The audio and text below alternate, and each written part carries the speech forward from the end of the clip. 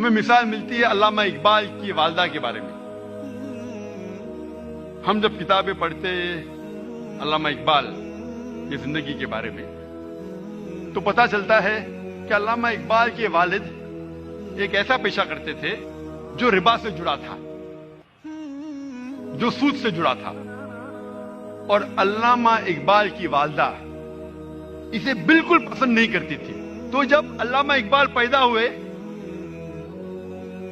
علامہ اقبال کی والدہ نے اپنے چھاتی کا دودھ، اپنا دودھ اپنے بیٹے کو نہیں پلایا. وہ چاہتی تھی کہ میرے بیٹے کے جسم میں ایک بوند بھی حرام کمائی نہیں جائے. تو علامہ اقبال کی والدہ نے کیا کیا؟ اپنے زیورات بیچے جو خود کے تھے، الحمدللہ حلال کمائی کے تھے.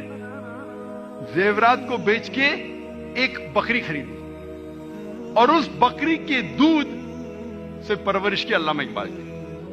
اور اللہ نے پھر ان کے شوہر کو ہدایت دی اور وہ بھی سیدھے راستے پہ آ گئے.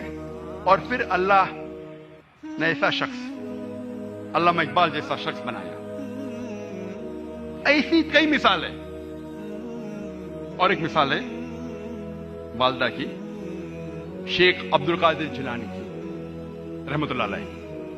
شیخ عبد القادر جیلانی رحمۃ اللہ علیہ الحمدللہ توحید پہ تھے، اور انہوں نے اس شہر ہندوستان میں اسلام کا دین پھیلایا.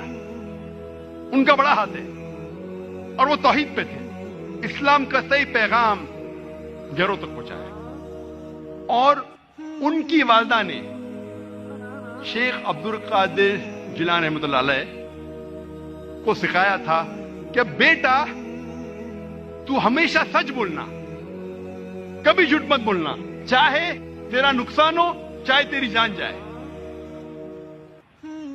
ایک وقت جب شیخ عبد القادر جیلانی رحمۃ اللہ علیہ جب ایک سفر کر رہے تھے تو ان کی والدہ نے کچھ اشرفیاں ان کے کپڑے میں سی دی تاکہ وہ گم نہ جائے، تاکہ کوئی انہیں چوری نہ کرے. جب وہ سفر پہ نکلتے ہیں تو ایک ڈاکوؤں کا گروہ انہیں پکڑ لیتا ہے، اور جب جانچ پڑتال کرنے کے بعد کچھ پیسہ نہیں ملتا ہے تو وہ ڈاکو کہتے ہیں شیخ عبد القادر جیلانی رحمۃ اللہ علیہ سے کہ تیرے پاس کچھ پیسے نے؟ انہوں نے کہا ہاں ہے، میری ماں نے میرے کپڑوں میں سی لی ہے، اور وہ جگہ دکھاتے ہیں. وہ ڈاکوؤں نے کہا کہ اگر یہ بچہ ہمیں نہیں بتاتا تو ہمیں کبھی یہ اشرفیاں نہیں ملتی ہے. وہ اتنے خوش ہوئے اس بچے کے ایمانداری سے اور پوچھا کہ تم نے ہمیں سچ کیوں کہا؟ تو اس نے کہا کہ میری ماں نے مجھے سکھایا ہے کہ کبھی جھوٹ نہیں بولنا، چاہے میری جان جائے. وہ ڈاکو اتنے خوش ہوئے کہ انہوں نے ڈاکہ ڈالنا چھوڑ دیا. ایسے کئی مثال ملتی ہے. جب تاریخ پڑھتے ہمیں مثال ملتی ہے تاریخ پڑھنے کے بعد.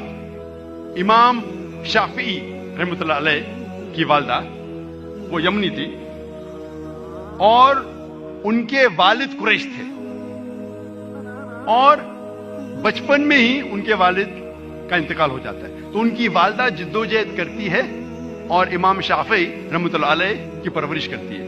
اور ان کی خواہش تھی کہ میرا بیٹا علماء کے درمیان اپنا بچپن گزارے، اسی لیے سارا انتظام کرتی ہے اور امام شافعی رحمۃ اللہ علیہ کو مکہ بھیجتی ہے علماء کے درمیان جینے کے لیے. تو بچپن سے امام شافعی رحمۃ اللہ علیہ علماء کے درمیان ان کی پرورش ہوتی ہے.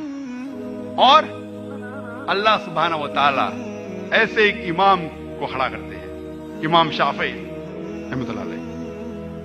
قربانی تھی، پلاننگ تھی ان کی والدہ کی، مستقبل سوچا ان کے والدہ نے. میں اور ایک مثال دوں گا امام بخاری کی رحمۃ اللہ علیہ. امام بخاری کی والدہ کا بڑا ہاتھ ہے امام بخاری کی پرورش کرنے کے لیے رحمۃ اللہ علیہ. امام بخاری رحمۃ اللہ علیہ کی یادداشت بہت بہترین تھی، بہت پختہ تھی. لیکن افسوس کی بات ہے کہ بچپن میں ہی وہ اپنی آنکھ کی روشنی کھو دیتے ہیں. آنکھ کی روشنی کھونے کے بعد اس وقت کے سب سے بہترین ڈاکٹر کو دکھانے کے باوجود ان کی آنکھ کی روشنی نہیں آتی. اس کے بعد امام بخاری رحمۃ اللہ علیہ کی والدہ روز لگاتار اپنے رب، اپنے خالق اللہ سبحانہ و تعالی سے دعا کرتی ہے کہ میری بیٹی کی روشنی لوٹا دے. اس کے بعد کئی عرصوں بعد اللہ سبحانہ و تعالی ان کی والدہ کی دعا سنتے اور ان کی والدہ کے خواب میں آتے ہیں حضرت ابراہیم علیہ السلام، اور حضرت ابراہیم علیہ السلام فرماتے کہ تیرے بیٹے کی روشنی لوٹا دی گئی.